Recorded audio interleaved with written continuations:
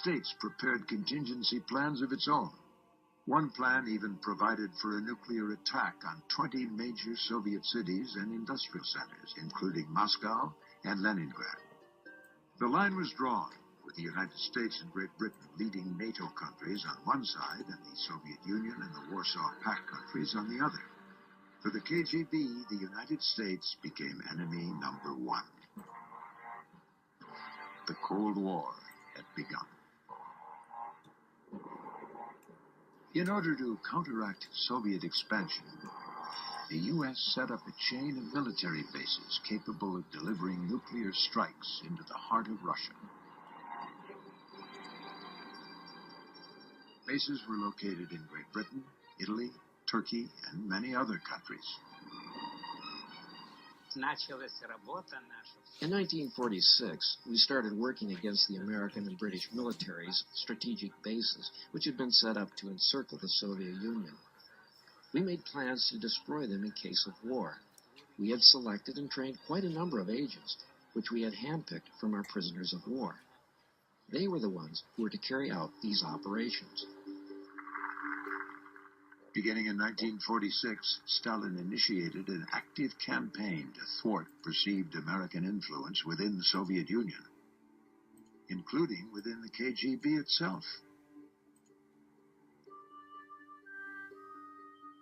Stalin wanted to cut off the country from all Western influence. He instituted show trials against so-called Westernizers. Along with tightening the screw against foreign influence, Stalin also started a fierce campaign against Soviet Jews as a result of the failure of his Mideast policy.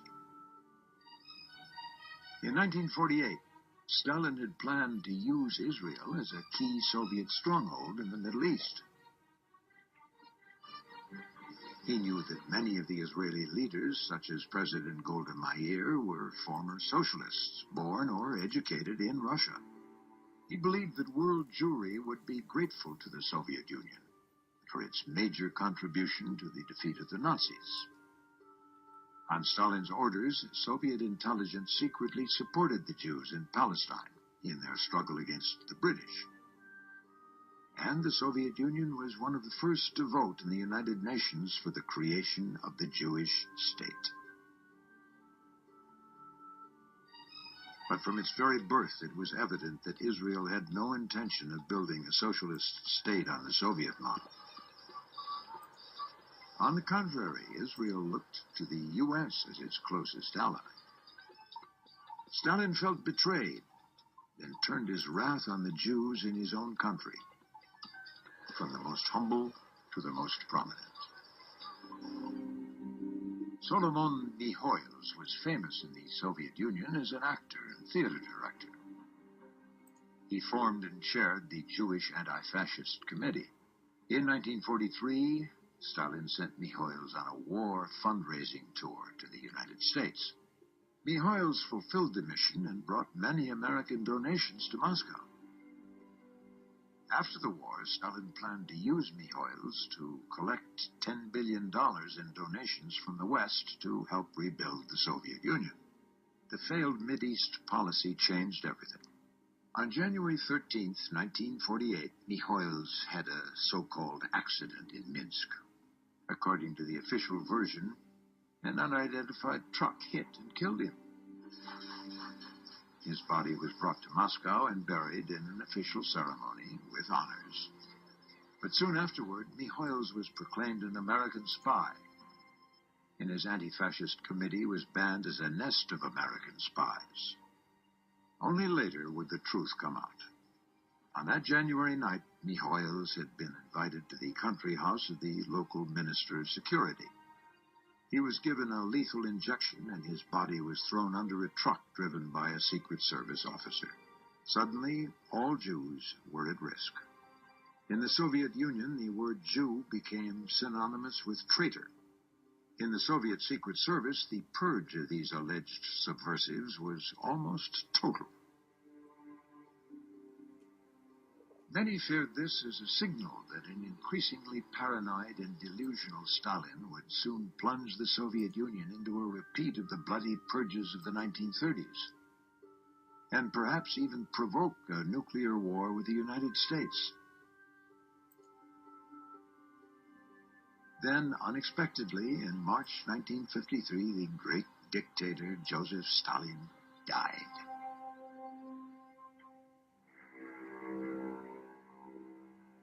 A new Soviet leader emerged, Nikita Khrushchev, and he would use the KGB agents as his frontline troops in the Cold War.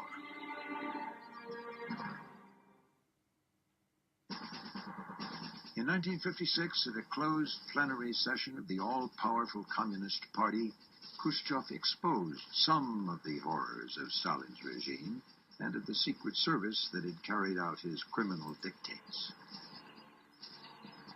Just the little he revealed caused a sensation. Many of those present cried. Some even fainted. For the KGB, it was a time of uncertainty. After the Congress of the Communist Party in 1956, there were investigations into the illegal methods used in the secret security services. Many officers were dismissed. Some of them were punished. A lot of new people came into the KGB from the Ministry of Foreign Affairs, the Institute for International Relations, and the Institute of Foreign Trade. In 1958, Khrushchev fired Ivan Serov, the thuggish head of the KGB. He had been heavily involved in Stalin's bloody purges. Then Alexander Shelepin received a call from the Kremlin. Перед самым Новым годом, just on the eve of the new year, Khrushchev called me in for a meeting. He said he would recommend me for the position of the new head of KGB. He said we need a new, energetic man to lead the fight against the old elements in KGB, to carry on the process of rehabilitation of the purge victims. I said, Nikita Sergeyevich, I greatly respect you, but I cannot accept the position. I can't. I'm scared even to walk past the headquarters. I just can't. He said, you should not worry about it. Within the Soviet Union, Khrushchev's spring thaw was an attempt to lessen the consequences of Stalinism. He opened the notorious gulags, scenes of unspeakable atrocities. He released political prisoners and rehabilitated the reputations of thousands of victims of the purges. On the other hand, Khrushchev became a militant Cold Warrior, sending in troops to crush the Hungarian uprising of 1956. And pounding on his desk at the United Nations, shouting that he would bury the United States. Khrushchev didn't hesitate to use KGB operatives in his attempt to achieve that goal. The first victims of the KGB were Russian opponents in exile from the communist regime, or defectors to the West.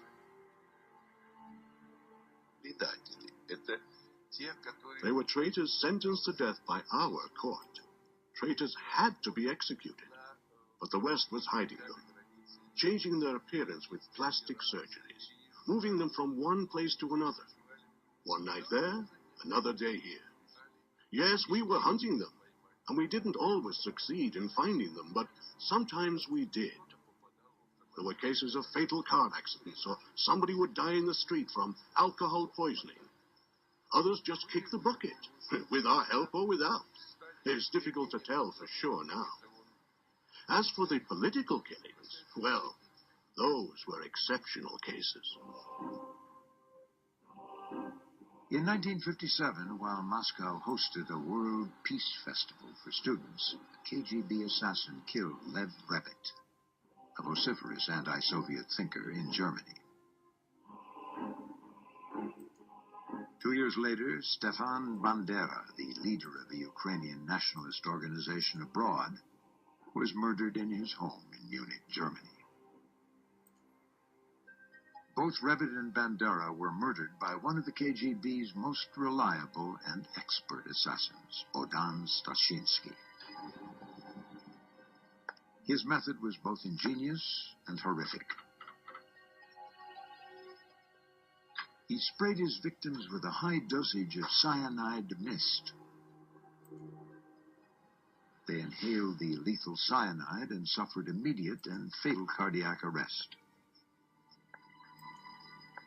The KGB regarded killing people abroad, as well as in the Soviet Union, as a normal part of its operations. It stopped in the early 1960s, not because it had decided that it was wrong to kill people, but because there were several defectors in Germany. The Soviet Union subsequently decided that the risks of being found out in future were such that it wasn't prudent to continue. The most startling defector was the arch-assassin himself, Stashinsky. In August 1961, one day before construction began on the Berlin Wall, Stashinsky and his East German wife gave themselves up to American authorities in West Germany. Stashinsky admitted killing Rebet and Bendera. He was tried and sentenced to 8 years in prison. Later, he was secretly released and taken to the United States. In June 1957, FBI agents barged into the studio of a New York photographer who called himself Rudolf Abel. They had warrants to search the studio and arrest Abel. Throughout the arrest and search, Abel remained calm. At one point, he asked to go to the bathroom. There, Abel, in reality a KGB spy, destroyed most of the incriminating materials in his possession. Later, he won some respect from the FBI interrogators with his sharp intellect, the breadth of his knowledge, and the skill of his spycraft. Abel had entered the U.S. through Canada in 1948, using a false passport.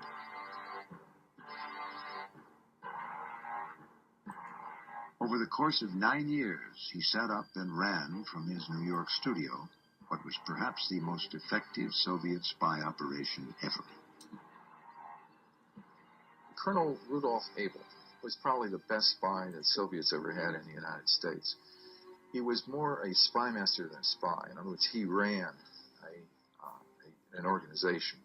He was trained in the Soviet Union, fluent in several languages. He ran a network out of New York. People would report to him, and he would handle their reports. I believe, to this day, the extent of his activities is not known. Rudolf Abel's agents passed him information on nuclear weapons, the newest strategic and technological developments in the American military, as well as highly confidential political secrets. Abel was sentenced to 30 years in prison. The Russians, however, wanted their valuable spy back. Their chance came in 1961. On May 1st, Soviet missiles shot down an American spy plane, the U-2, over Soviet territory. The pilot, Francis Gary Powers, was captured. The Soviets offered to exchange Powers for Abel. By an official letter, President Kennedy agreed to the exchange of the two top spies.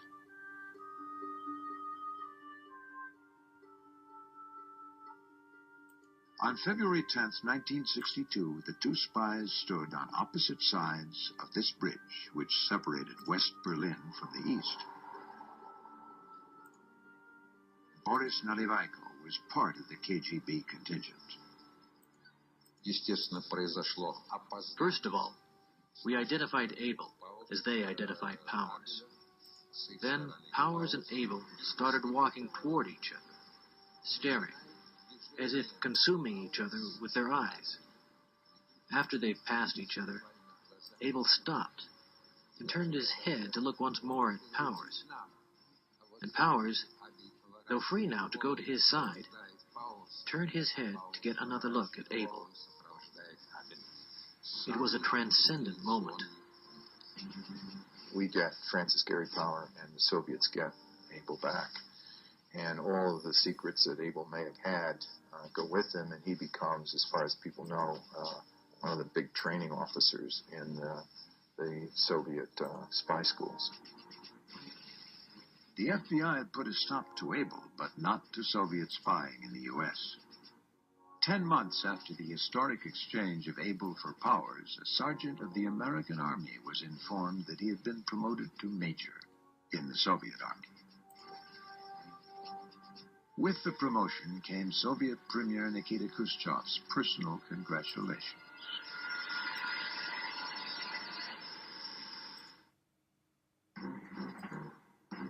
For 11 years, Sergeant Robert Lee Johnson, a U.S. Army soldier, had been on the payroll of the Soviet Union. As a security officer at U.S. missile bases in California, he passed along invaluable military information, including at one time a sample of missile fuel to the Russians. But he filed his most damaging reports after he was transferred to security at the U.S. Armed Forces Courier Center at Paris's Orly Airport. The Courier Center was a key communications transit center for materials and code systems being sent from the States to NATO headquarters, as well as to American forces in Europe and the U.S. 6th Fleet.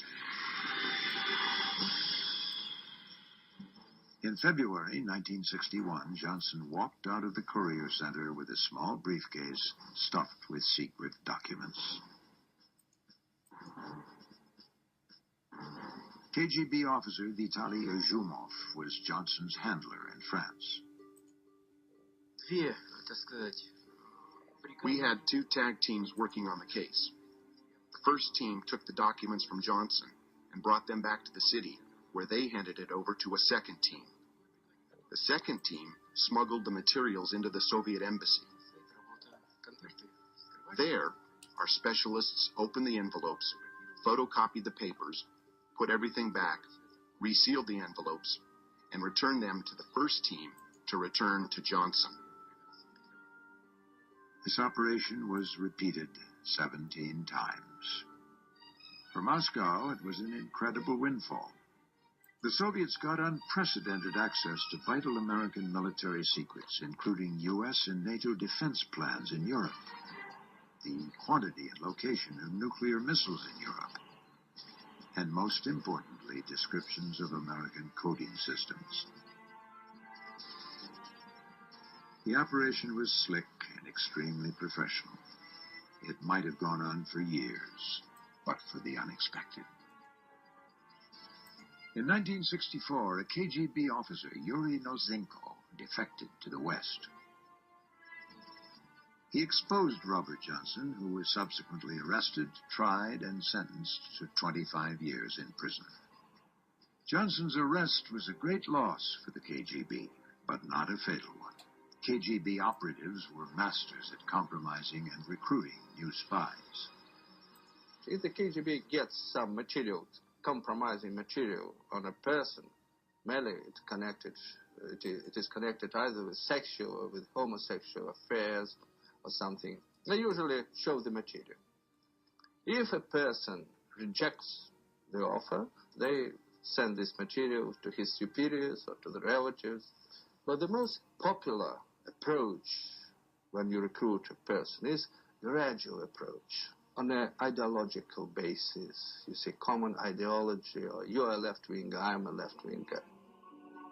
George Blake was recruited because of his ideology. During the Korean War, he worked as a British intelligence officer. But Blake was captured by the North Koreans and in 1951 recruited by the KGB. In 1953, he was released from a prisoner of war camp and returned to Britain. He resumed work in anti-Soviet intelligence. No one suspected that George Blake had become a double agent. As Blake himself later admitted, he betrayed almost 400 Western agents working against the Soviet Union and the Eastern Bloc. George Blake was informed of one of the most ambitious Western intelligence operations against the Soviets in the 1950s. It was Operation Gold Stopwatch, a joint British CIA operation to dig a tunnel from West Berlin into East Berlin to access and tap into key East German and Soviet communication lines. A delegation of senior CIA officers came to London to discuss with the British side the details of such an operation. I was the secretary who kept the notes of the meeting, so I was fully informed of what was going on. The information concerning the operation you could get on a small piece of paper, because all that was needed, really, was to know which cables were going to be attacked, where the tunnel ran. At my next meeting with my Soviet contact, I was able to pass this information. The Russians, seizing on the value of keeping their knowledge of the tunnel secret, let it exist for 2 years, spreading a great deal of misinformation over the tapped lines. Finally, in 1956, Soviet technicians accidentally discovered the tunnel while making cable repairs. Nobody suspected George Blake. He was revealed only after a defector, the deputy head of Polish intelligence, Mikhail Gordievsky, exposed him. On April 12, 1961, the same day that Yuri Gagarin became the world's first man in space, a British newspaper revealed that Blake had been arrested on espionage charges. Blake received an unprecedented prison sentence, 42 years. Later, he would say that Gagarin's spaceflight and the triumph of the Soviet space program was a major source of moral comfort. It confirmed for him that he had been right to help the world's most socially progressive country build a better future for humankind. In 1966, with the help of an Irish Republican Army member, Blake managed to escape. He spent 24 hours in a hidden compartment of a minivan that brought him to the border of West and East Germany. His arrival in the East was as awkward as it was unbelievable to the guard who greeted him. There was an East German frontier guard, and I went up to him, and I said I wanted to talk to the Soviet officer, and then after about half an hour, a young man came, and I said who I was, and would he please report to Moscow to say that I had arrived. He said, well, it was late, it was by that time 2 o'clock in the morning, and there was very little he could do at that time, but he would make arrangements for me to spend the night at the frontier post, and the next morning, about 8 o'clock, the door opened, and in stepped one of the comrades from the Soviet intelligence service with whom I had worked for several years in London, and who knew me personally. And when he saw me, he said, that's him. In Moscow, George Blake was rewarded with a large flat and a country house. He married a Russian woman and worked as a translator for more than 30 years until his death in Moscow in 1996. His counterpart, a high-ranking Russian military intelligence officer, was not so lucky.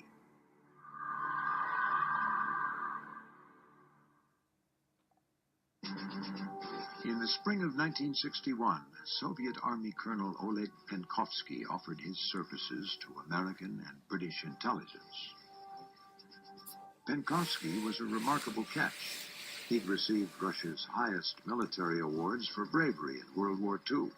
He'd mingled with the leading members of Soviet society, and his friends and patrons were highly positioned military officers.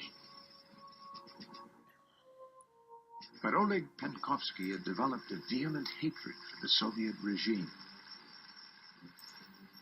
The American and British agents who worked with him were taken aback by his intensity.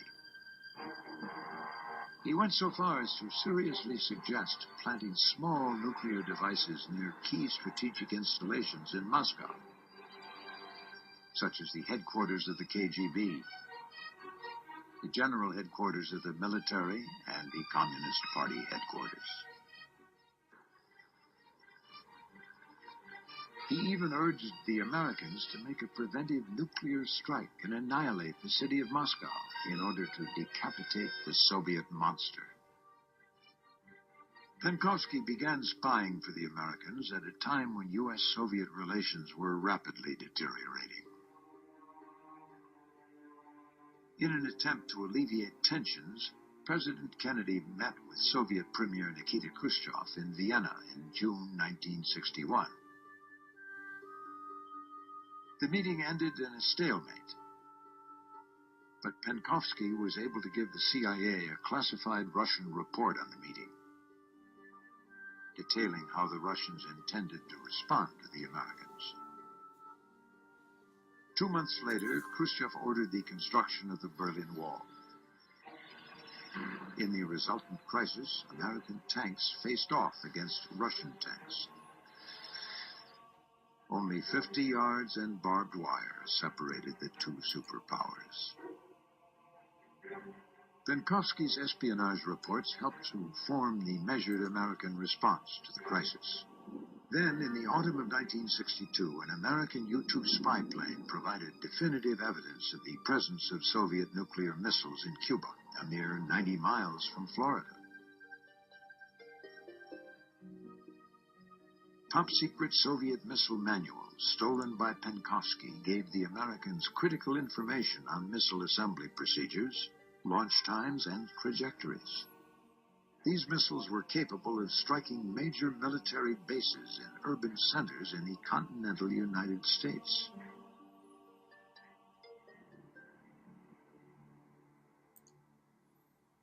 Kennedy demanded that Khrushchev remove the missiles. Khrushchev stonewalled. The world teetered on the brink of war. But Kennedy had an ace in the hole. Oleg Penkovsky. His secret reports detailed the Soviet Union's strategic plans in the event of war and provided a complete description of Soviet strategic nuclear missile forces, including the number of nuclear warheads and their capacity. Penkovsky's information revealed that the Soviet Union was decisively lagging behind the West in the nuclear arms race by a ratio of 17 to 1.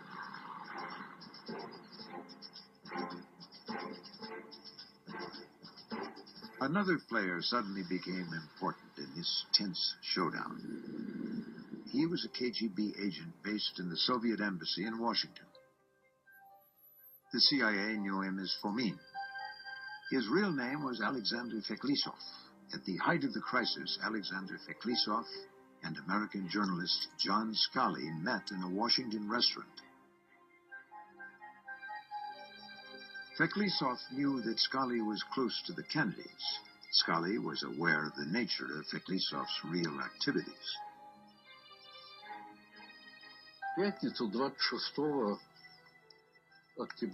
On Friday, October 26th, we met at the Occidental Grill restaurant.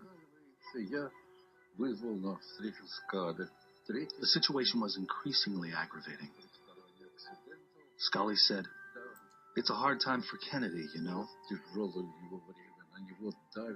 The army is pushing for a military solution. They want to go in and bomb all the Soviet installations on Cuba, and then invade Cuba and depose Fidel Castro." I answered, "If you invade Cuba, then Khrushchev will retaliate, most likely in West Berlin."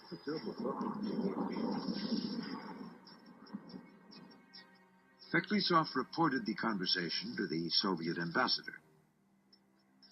Scully briefed President Kennedy. That same evening, Scully and Feklissov met again. Scully told me at the very beginning of our meeting that he was authorized to come by the U.S. administration. He took out a piece of paper to read. He said, "The Soviet Union must dismantle all missile launch sites on Cuba and remove them from Cuba under the supervision of the United Nations. Then, the United States will take a public pledge not to invade Cuba."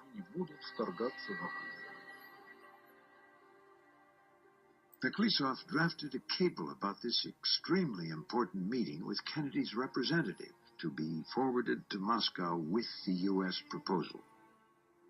When Feklissov came to the Soviet ambassador in the U.S. to ask him to send the cable about the meeting with Scully, The ambassador refused. He did not dare. Then Feklisov sent the cable directly to the KGB, addressed to me personally. I had the cable put on Khrushchev's desk. Time was running out. Then suddenly, Moscow broadcast the news that Khrushchev would remove the missiles from Cuba. The world stepped back from the brink of nuclear destruction. In this Washington restaurant, there's a small commemorative plaque on top of one of the tables.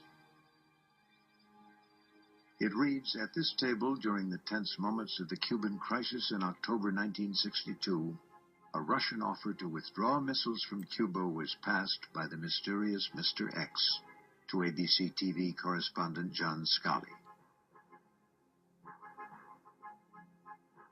On the basis of this meeting, the threat of a possible nuclear war was avoided."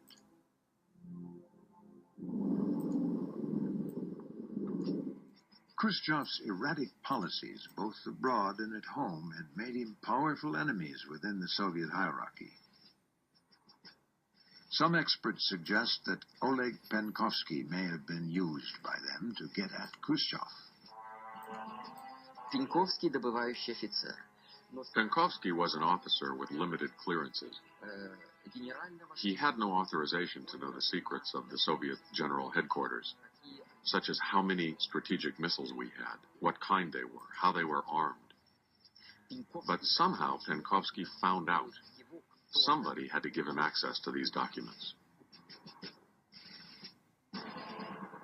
Oleg Penkovsky's secret informants are a mystery to this day, but it is known that the Army's top echelons were increasingly dissatisfied with Khrushchev and his nuclear brinksmanship. It may be that by channeling information through Penkovsky, the Army's top echelons were trying to undermine Khrushchev. By now, time was running out for Penkovsky. The KGB was hot on his trail. We followed him for a long time, twice on various pretexts. We prevented him from going abroad. We wanted to trace all his handlers and communication links. This is the apartment building in Moscow where Oleg Penkovsky lived. On November 2nd, 1962, a few days after the peaceful outcome of the Cuban Missile Crisis, Penkovsky was arrested. KGB counterintelligence had been effective. Penkovsky managed to work for the West for only a year and a half. In a highly unusual move, Penkovsky was put on public trial. No spy has ever been tried like that in the Soviet Union. Neither before nor since. It's a shame for the country. We caught a military intelligence colonel spying red-handed, so let's kill him. Kick him till he's dead. Burn him alive in a furnace. Do whatever you want. But why expose him to the whole world? My explanation is that it was necessary to show the world that he was alone, acting on his own with no collaborators. It was a show trial, to prove that there was no conspiracy. But I think that there was a group of highly placed people acting through him. Penkovsky was sentenced to death and executed.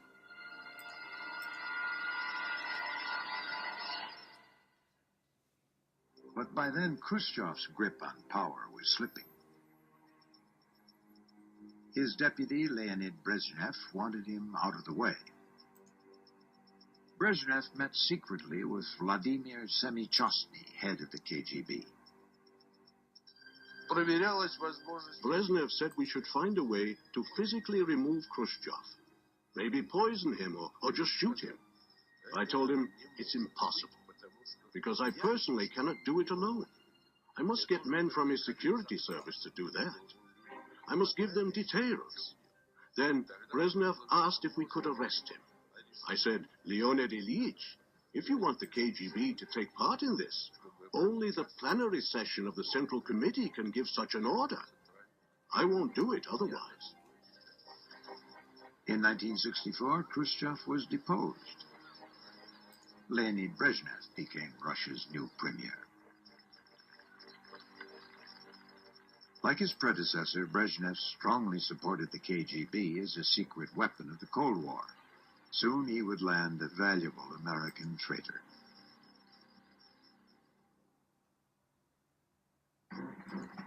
In 1968, Czech Premier Alexander Dubček, riding a wave of popularity, moved to make his country more democratic. Leonid Brezhnev crushed the Prague Spring with tanks. The KGB was among the first to feel the backlash of the brutal suppression of the democratic movement in Czechoslovakia. 1968 was a black year for the KGB. After the events in Czechoslovakia, some of our foreign agents working for ideological reasons refused to cooperate with us. The Soviets felt the reverberations for years. In 1971, in an unprecedented move, the British government expelled 105 Soviets suspected of espionage activities. Similar expulsions followed in other European countries. It was an unanticipated and serious blow to the KGB. It became harder to place our agents. The Americans and British started doing what we had been doing since the October Revolution. They infiltrated our service even more. At times they created an impression that we had a big success, and years later we found out that we had been taken in by a double agent. We became cautious, afraid to make a move. They achieved their goal. But even in its decline, the KGB remained a force to be reckoned with, as the Americans were to discover to their great cost. One of the KGB's most valuable recruits in the late 1960s was an American naval officer named John Walker. About 1967, and the records vary whether it was 67, 68, Walker literally walked into the Russian embassy and offered to spy for them. He gave them copies of classified communications. He gave them access to key cards, which could read our crypto machines. These were the family jewels of American intelligence. John Walker passed so many code keys to his KGB handlers that the Russians were able to decode over 1 million secret U.S. military messages. Among the many casualties of John Walker's betrayals were a series of American bombing missions during the Vietnam War. Too often, the CIA and Pentagon got the impression that, impossible as it seemed, the North Vietnamese seemed fully aware of American bombing runs, targets, timing, and payload. Before the planes were even airborne, the North Vietnamese were ready, thanks to John Walker. Walker was a new type of agent, completely uninterested in ideology, passionately interested in power and money. For 17 years, Walker evaded notice and suspicion. Finally, a KGB defector named him as a longtime Soviet mole. Walker was arrested and sentenced to life in prison. Under Brezhnev, the stagnation of Soviet society accelerated, and KGB repressions escalated to levels unseen in previous years. The so-called establishment didn't blame itself. Instead, it laid the blame for a country's ills on the dissident movement. Soviet dissidents had been mounting a campaign to expose the corruption of the Soviet state and the cruelty of the KGB. The head of the KGB from 1967 to 1981, and shortly thereafter, leader of the Soviet Union for 2 years, Andropov, was obsessed by what he called ideological subversion, ideological sabotage. And he believed that from the moment that a dissident like Andrei Sakharov, for example, was free to put his views, to call for the introduction of democratic values and the destruction of the one-party state, the whole system might begin to crumble. Nobel laureate physicist Andrei Sakharov was the father of the Russian hydrogen bomb.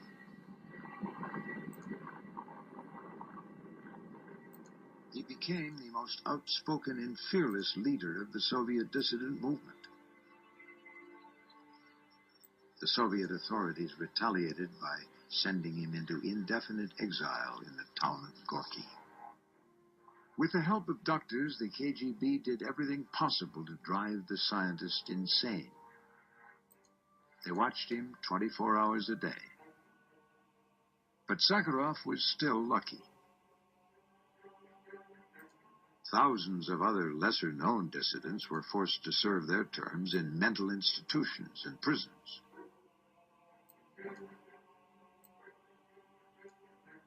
All the way through the Cold War, the KGB is obsessed with dealing with its ideological opponents.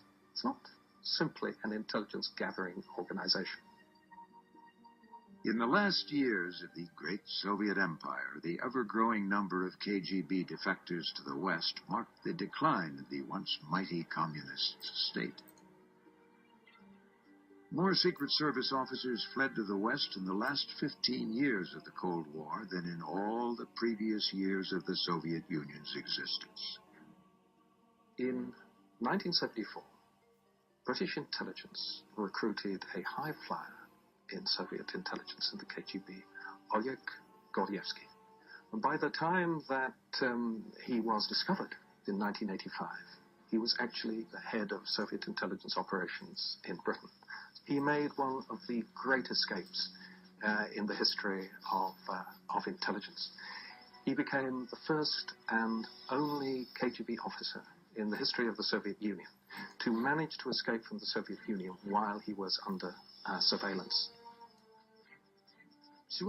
I worked for Great Britain in total for 11 years. From the very start, I knew I could be arrested and executed at any moment. Then the KGB caught me. I was taken from London to Moscow, and the KGB drugged and interrogated me. Even under drugs, Oleg Gordievsky revealed nothing. But he knew his time was running out. My apartment was completely bugged. KGB agents followed me in the street wherever I went. How did I feel? I was terribly scared. I felt like a rabbit followed by a pack of pythons. I knew they could kill me any day. It was a terrible feeling. There was a moment during the days of the Moscow International Youth Festival when they eased up their grip on me, and I decided I must flee. One morning, Gordievsky donned his jogging outfit and left his Moscow apartment for his morning jog. First, he followed his usual route. Then, he simply disappeared. According to the plan of escape, Gordievsky was to get to Leningrad. He did so by frequently changing his mode of transport from car to train and back again to shake off any KGB tail.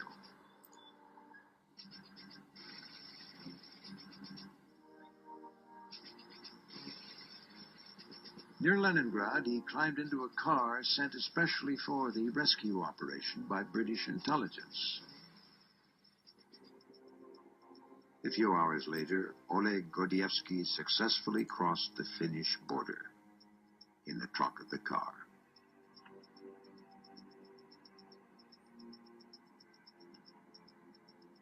By the mid-'80s, the game was winding to a close.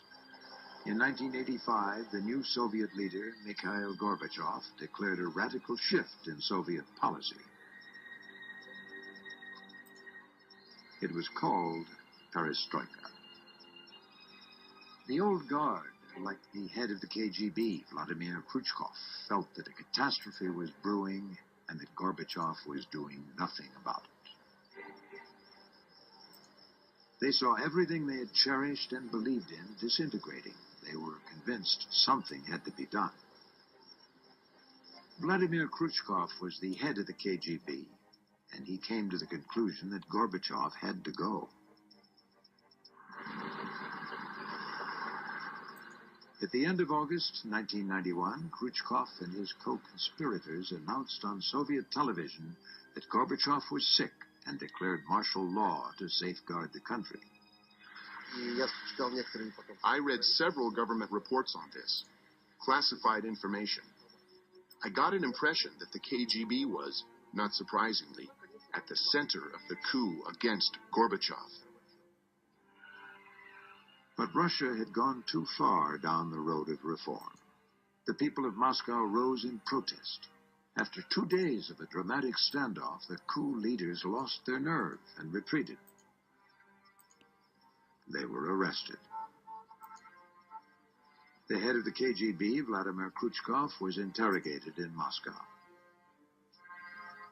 But Gorbachev's own poor performance during the coup cost him the support of the country.